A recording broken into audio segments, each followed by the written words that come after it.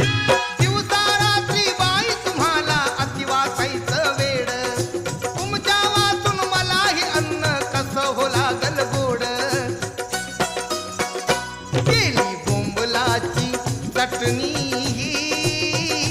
त्यात कांदा नी लसूण, केली बोंबलाची चटणी